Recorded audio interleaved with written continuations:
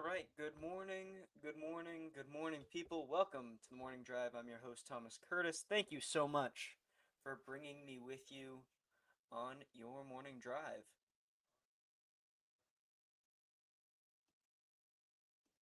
I had the Twitch stream up on another tab and I could hear myself. So that definitely echoed badly. Apologies. I'm new to the Twitch too because we've got the new upgraded StreamYard and now we're streaming to both YouTube and Twitch. So if you enjoy watching on Twitch better, that works for me. We've got Twitch. Go follow their Morning Drive live. I posted the link on my Instagram as well. The link will be down below in the description of the video when that drops. The video version of this, of course, dropping after we finish up here. We've got a lot to talk about. I didn't do an episode yesterday. Episode 8 was fully about the Curtis Mead trade for the Sox. They traded Connolly early for Curtis Mead, and Curtis Mead goes to the IL, as you can see down below. 10-day IL for Mead. It's going to be longer than that, but that's just, roster construction, I suppose. He broke his wrist. Jack Perkins hit him on the left wrist in his second at-bat as a Red Sox. Struck out in his first one, gets on base on the second one, stays in the game, and watching that game, I'm kind of like, ooh, we dodged a bullet for the first time this season, it feels like. And obviously, we don't. We don't, because a couple innings later, you come back from commercial and Anthony Siegler's on your screen. Just so frustrating. Not the Siegler part, whatever. I don't think he's a great ball player, but it's not his fault. Mead is, didn't drink his milk, I guess. But come on, Jack Perkins. It was all. I was talking to Beckett about this yesterday on the phone. Shout out to Beckett, by the way. 17-hour drive from the Worcester area in Mass to northern Michigan. I don't even know where the fuck he's living now, but it is way, way, way, way away. 17-hour drive for him. So shout out. Good luck in the new digs for Beckett. But I was talking to him, and it was all sweeper curveball for Perkins, and he was throwing really well. He was a good pitcher, and the one that gets away hits your brand new trade acquisition. It's unbelievable. It's absolutely unbelievable. Um, so Mead's going to be down. If we go through the timeline, and I'd like to go through the news, but I think we should go through the timeline first.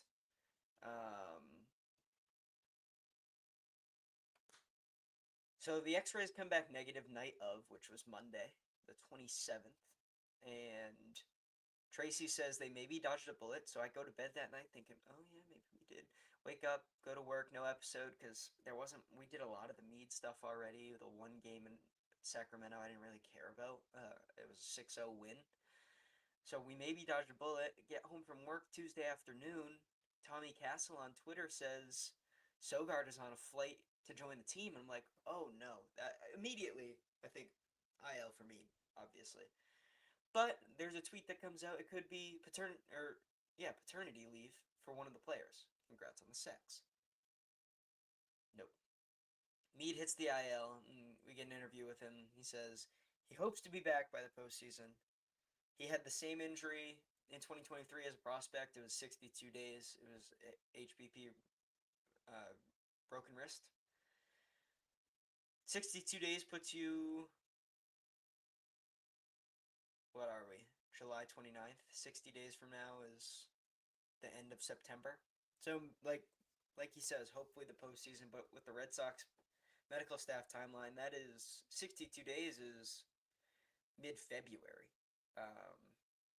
So I have no idea. I've got no idea on the Curtis Mead thing. It absolutely sucks. What a just, here's a good thing, take it right back. This is vintage pre-streak Sox.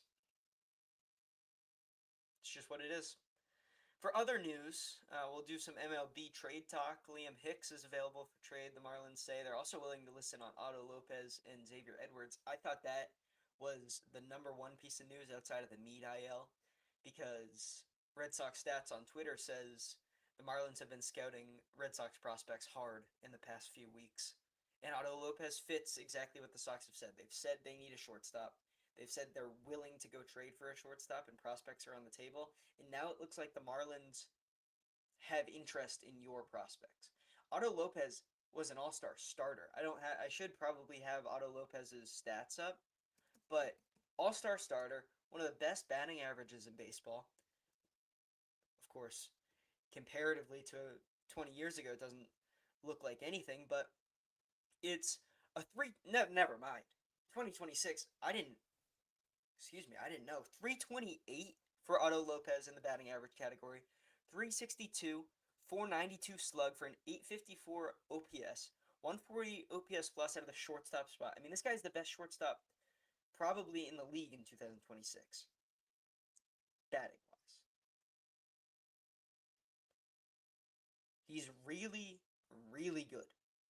He should be the number one target for the Red Sox. Xavier Edwards, obviously, second base. Like, if you can get both, that's a lot. But if you can get both, sure. Next up, the Tigers are out of it. The Skubal market's heating up as a result. Phillies had scouts at his starts the other day. I don't know what you're scouting with Tarek Skubal. He's really good. He was the Cy Young. Like, I don't know what you need to see more from, but Phillies were scouting him, so they're in on him. Both sides of Chicago are in on Angels pitcher Reed Detmers, so that could become a race basically. But he should start looking at apartments in Chicago. Next up, we'll go to the NFL. Denzel Ward signs a 2-year, $61 million extension with Cleveland. Talking to Sam Parento, he says we didn't really need this. I don't think it really matters, to be honest. I think Christian Gonzalez was going to demand more than $30 million a year, or whatever that is, 30 and a half. Now, I want to say it was 62.1, and I wrote it down wrong. So I think it was 31.5 million or so for Denzel Ward. I think Gonzo was looking for 33, 35, and we're still waiting out the Spoon news. But he's practicing. Christian Gonzalez is practicing. He's practicing all 4 days of camp so far for New England. So he's willing to play, but he should certainly get a contract soon, because he should sign a contract soon if he's going to keep playing, because we've seen him have injuries in training camp before, and that would be detrimental to what kind of money he gets if he tweaks his hamstring again or lands wrong contesting a throw. Jalen Carter signs a 4-year, $152 million extension with Philadelphia. Howie Roseman knows how to draft. He knows how to do it.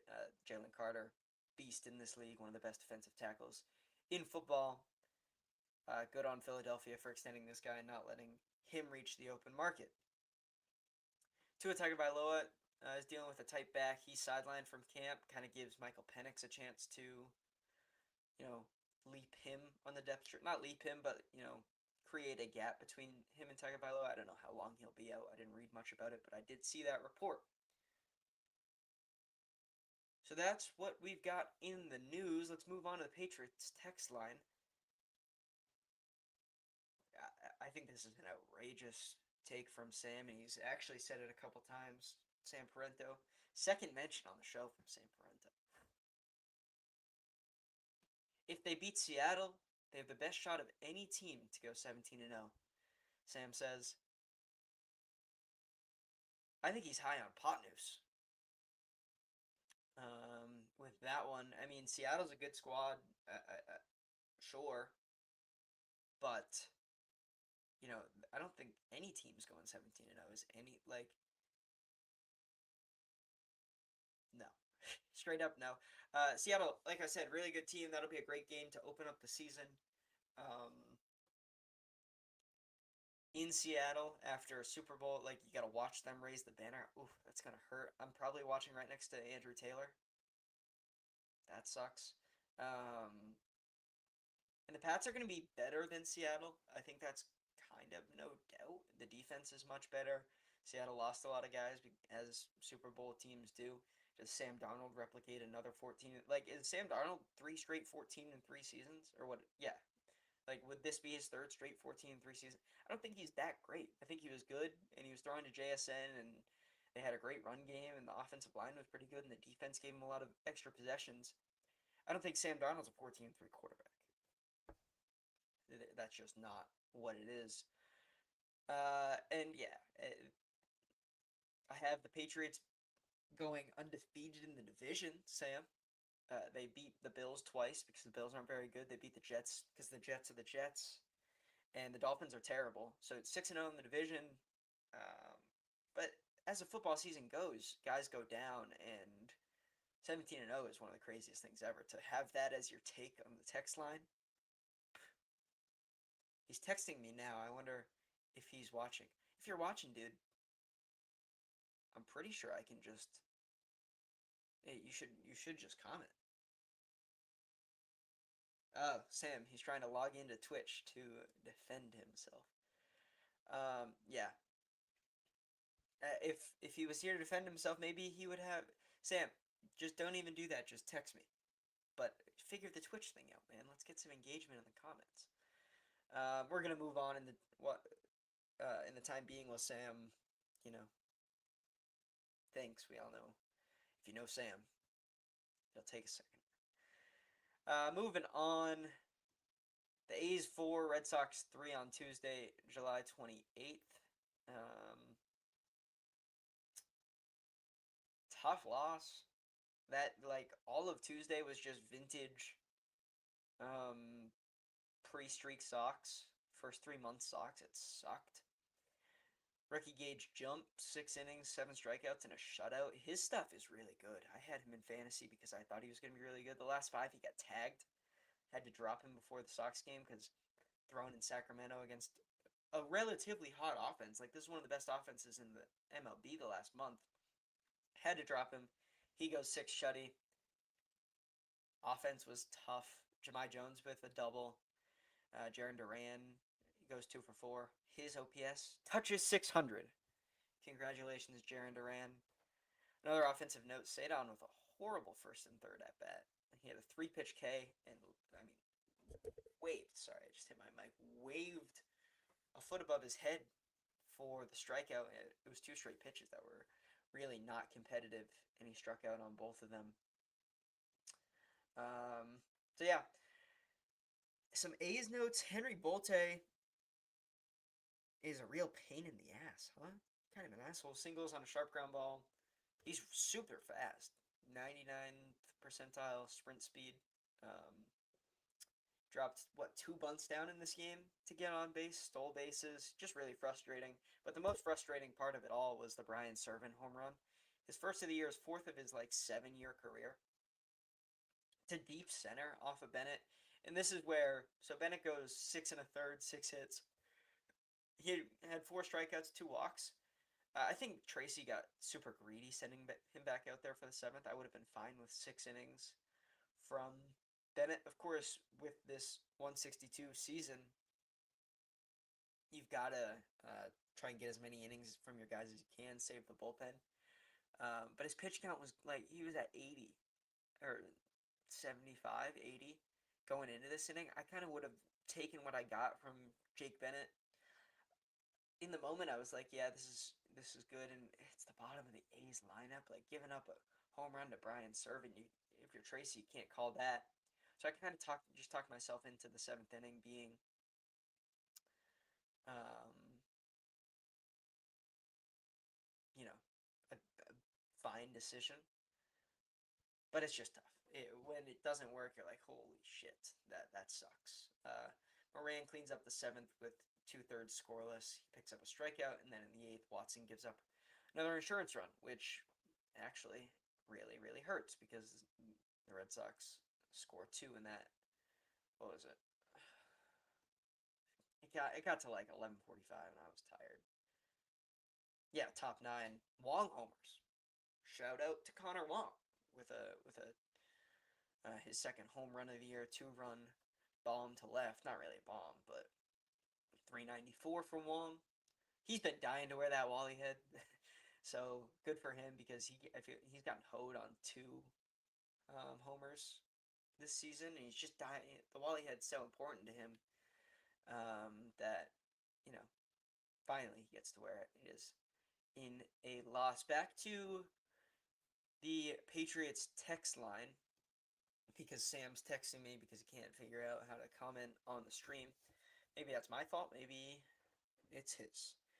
In all honesty, probably not, but considering the state of the league and probable worst case scenarios for teams we're playing, we have a better shot to end up closer to how we did this year than not. I agree with that. I think the Patriots are what were they? 13 wins last season? Are they 13 wins? I have a hard time, guaranteeing that, but 11 and 12, I see them, being right around there. The Pats have made lateral to improve moves in most positions, and I just think they're a much better team than people think, and most people have them at 12 wins.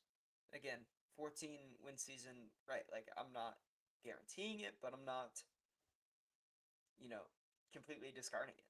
I could see this team win 14 or 15 games the way their schedule shakes out. They improved. Here we've got a comment. We've got Gabe the Baller. Welcome. Talking Pats, Gabe. Where was I? The only position of worry I've got is edge. Of course, Gabe Gabe Akis. I said it wrong the entire episode I talked about him. I'm listening to the Patriots Beat podcast, like, holy shit, I'm stupid. But Gabe Akis, if he's ready to go in the regular season and he's an impact second rounder, I have less worries. But as it goes, as it looks now, the edge is a real concern. Every other position improved. A.J. Brown improves your wide receiver room tenfold. The fullback room with Reggie Gilliam is, he's a real impact player at that position in this league. The offensive line improves when Will Campbell isn't playing on one knee and Caleb Lomu is in the mix for that sixth offensive line spot. The D-line loses Tonga, but Milton Williams and Christian Barmore. And then the linebackers with Spillane back healthy is a good group. So yeah, I agree. They made lateral to improved position or moves at positions, and I think their baseline should be 11 wins this season. One last thing from Sam. However, higher or lower we go from that really has to do with team cohesion, line play, and developments of rookies like Trey Henderson, Jared Wilson, and Will Campbell. Agreed. Yeah, I think I just said that. Sam and I tend to agree on these kinds of things. He's far more optimistic. I had him at 8 wins last season. He had him at 12. So, and he was right. So, I've learned to listen to him a little bit with his optimism. But as a Red Sox fan, I am cautiously pessimistic as a fan these days. From Gabriel the Baller, Gabe Micho almost for sure. Do you have any concerns about A.J. Brown and Drake May during training camp, or do you think the media is just trying to find anything they can? Yeah, pretty easily it is the media trying to find things. I think it's a lot of Eagles fans pushing this, Gabe. 4 days in to a brand new system, like he said, he was 90% on the playbook a couple days ago. Drake May is a really good quarterback. He's going to find A.J. Brown. A.J. Brown's going to be open. And A.J. Brown is much more open to working with this team because he's got his coach. He doesn't have Nick Sirianni. I think Josh McDaniels will scheme him open. Another thing, they're playing half-pad practice, those upper shells. When you can really be physical and full contact, that's where A.J. Brown shines because he's such a big MF that's kind of where he shines. These getting open on Christian Gonzalez and Carl Davis, two really good corners. I think it's blown out of proportion, and I think right now, as we start to get back into training camp, May's using guys that he trusts, and that's clearly why we see Kayshon Boutte really, really taking over as a guy that wasn't even supposed to be in that wide receiver room. This brings up the biggest point I wanted to talk about on today's show, which I don't even have on the sheet, which is bad by me, but the wide receiver room is 7 deep currently. You only tend to keep 6. We've got A.J. Brown, guaranteed. Romeo Doubs, guaranteed. Mac Hollins is guaranteed. I know people don't want to hear it, but Mac Hollins is integral to this playbook in this system. And as Alex Barth and Brian Hines said on the Patriots beat yesterday, I point this way because I've got it on my screen. If you cut Mac Hollins, you're taking 5-8% of the playbook. You're just ripping those pages out. So he's on the squad. Pop Douglas has had a really good camp. Kayshon Boutte, the best player in camp, it seems, from what we've been hearing. Efton Chisholm and Kyle Williams. I think personally, for me, it comes down to Efton Chisholm and Kyle Williams. I know Kyle Williams is a top 100 pick in the second to most recent draft there was, but if he hasn't showed enough, and Efton Chisholm has lapped him because he plays more in the slot and he's got a better grasp on the playbook, it's got to be Kyle Williams, which sucks because I really believe in Kyle Williams. Brown already complaining. What's up, Brady? Do you watch football? Anyways, where was I going? Oh, Pop Douglas had a really good camp, and he plays in the slot. I think he's penciled in to be on this roster. That there's 4, right? It comes down to, will you trade Boutte? I wouldn't, because he's Drake May's comfort, receiver at this point in his career. I personally would just cut Efton Chisholm. I know he's been a camp guy and people really like him, but I can't. I don't want to cut a top 100 pick in Efton Chisholm. What have you done for me lately? He's not playing these leverage spots. I think Kyle Williams has years to develop. Efton Chisholm, I don't really know. Brady's texting me.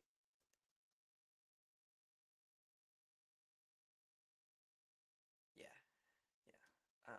That's what we've got. I don't think he is complaining. If you show me some proof of him being like anything he did in Philly, sure, but I don't think that's even true. Now we will move on. It is time for the Skolfield Sports Performance Standout Performers. Thank you so much to Stan Skolfield, and of course, I transformed this because I forgot the ticker would go up to the top. Hold on. There we go. The Skolfield Sports Performance Standout Performers from Tuesday, July 28th in MLB. It's a lot of pitching, as it usually is with these top performers. But Fernando Tatis goes 5 for 5. He's been in the gym. Only 5 singles, though. I mean, this guy's become a really great contact hitter. He's at 9 home runs on the season, from what I can remember. But his bat to ball has been incredible this season. He's on a heater these last couple weeks. So is everybody on San Diego. And that savant is so damn red. It's a 356 x Woba, 289 x batting average. For a guy that hit 21 and 25 homers in the last 2 years, and batted 276, 268. Now he's improved his batting average by 15 points from the year prior, and the OBP is worse. Weird. Slugs down 100 points. But I think Tatis is really turning on. As I said, 5 for 5 with 5 singles. Eduardo Valencia, have you ever heard of him? 4 for 5 with 2 bombs, 2 singles, 4 RBI, and a trouncing of Baltimore. They were 7-2 going into that, or 7-0 going into that Red Sox series last week, and now they're sort of in that bad place. A loss to Detroit. Valencia 7 for 17 on his young season. He's got to be a standout performer. You hit 2 bombs, you got to be on this list. Dom Canzone, 2 for 4, 2 bombs and 3 RBIs, and a win against San Francisco. Sandy Alcantara goes 7 innings, none earned, and 5 strikeouts in a win versus Philadelphia. And Gavin Williams, every 5 days, is on this list, is on the Skolfield Sports Performance Standout Performer. He might be the first Skolfield Sports Standout Performer. Just pencil him in every time he pitches. Of course, I got that performance against me in fantasy. Shout out to the Grand Slaminero. Here we've got a Nesson article from Brady that I will read. AJ Brown initial Patriots drama is probably nothing, but the Eagles saga has NFL fans paying attention. It's a Nesson article. They first off, Nesson.com is clickbait. That's their thing. First notable aspect came when Brown tried to make a one-handed catch in in training camp. He didn't snag the ball, and Vrabel wasn't happy. Quote, first team meeting, he ripped me for not bringing in a catch. Quote, another quote, early on as a rookie, I didn't really like that too much. Now I know it comes from a great place. Is that drama? Um, in an interview with, who is that? EEI probably. Quote, they're not really letting Drake May throw the ball right now, so I don't like that, unquote. If you listen to that, you got to listen to his tone, Brad. He says that with a laugh, with a smile. Just one quote is all Brady has. He says, all right, so proven nothing. Now we will move on to 3 up, 3 down as we hit the 26-minute mark. So the 3 series I was highlighting on Monday was the Yankees at, I don't know what that means. Yankees at White Sox for 4 games. They're up 2-0 in that series with 2 wins, 9-5 and 3-2. Yankees keep winning. They've got Bellinger on the IL. They've got Judge on the IL. Fried got kind of knocked around in that first game. And they still win. This should be a stretch where the Red Sox can catch the Yanks for second place, but they keep winning. Chicago and St. Louis, as I said, always good time. Chicago's up 2-0 with 2 big wins. St. Louis kind of in that bad place we talked about with Baltimore. Texas and Tampa opened up a series yesterday. Texas goes up 1-0 in the series with a 4-1 win Tuesday. Tampa Bay goes down there. I want to say a huge shout out to the Reed Allen Community Fund. They've got 2 events coming up this fall. It's the golf ball drop on Friday, October 16th, 2026. That's the Gorham Rams football homecoming game, where everyone can buy a ball and they go up on the fireman ladder, drop the bag of balls down, and whoever's closest to the hole, whoever's ball is closest to the hole wins, I believe, a prize. We'll do more research into that next time. And their second event is the 2026 Casino Night, Saturday, November 14th at Junction Bowl. It's sponsored by the Shaw Brothers Family Foundation. That's a really fun time. Junction Bowl is a great venue for that, and the Casino Night brings a lot of familiar faces around for that. So that's what the Reed Allen Community Fund has going on coming up this fall. Make sure to stay in touch on those, and as Gorham people, as you get closer, those are 2 really fun fall events as the weather gets colder and we inch towards winter. Check out the sheet here one more time. That's what I've got for the Morning Drive episode 9. Shout out to Stan Skolfield at Skolfield Sports Performance for his continued support. We did the stand-up performers. Thank you to the Reed Allen Community Fund as well. We'll be back, I can't promise tomorrow, but within the next few days for episode 10. Hopefully the Twitch stream went well, and that's something that's kind of working for people because we got more comments this time. And I think that's probably the best way to run this. Oh, Tucker with a buzzer beater on the text line because I wanted him to have a Patriots take. So we won't end just yet. We'll hit Tucker's take. Having an elite interior defensive lineman is more important on a championship level defense than an elite edge threat.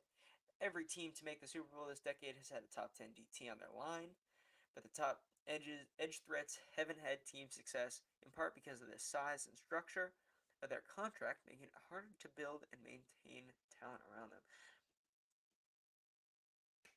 I couldn't have said it better myself. We got another comment. Gabe says he's a big fan of the Twitch stream. Thanks, Gabe.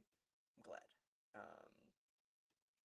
Yeah, Tucker hits the nail on the head there. I've kind of said that a little bit, but you think of the top edge rushers in football: Myles Garrett, T.J. Watt, um, you know, the guys that have their single seasons that are really good.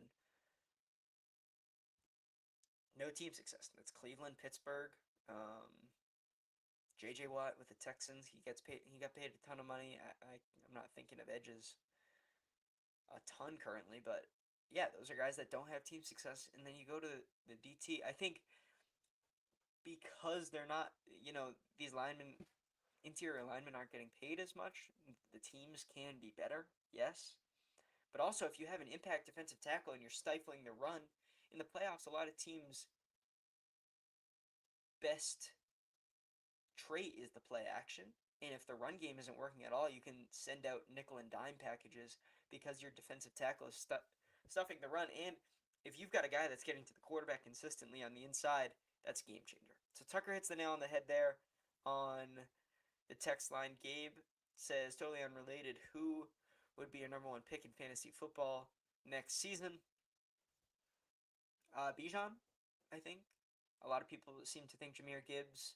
I don't know how much I like the Lions' offensive structure, so I'd go Bijan there, Gabe. We'll do more fantasy football stuff. I'm getting into mock drafts because we've got Dirty Dozen coming up. We've got a Friends League, Family League. I've got 2 Quinnipiac League. I have way too many leagues, but we'll definitely be talking fantasy football as we get closer and closer to the preseason. There's episode 9. Thanks for tuning in on Twitch. That was a ton of fun. Be back in a couple of days live on both of these. Also, we'll be on Apple and Spotify this episode. I keep promising it. This episode will be on Apple and Spotify.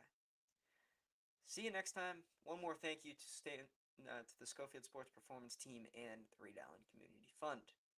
I'm Thomas Curtis, signing off now.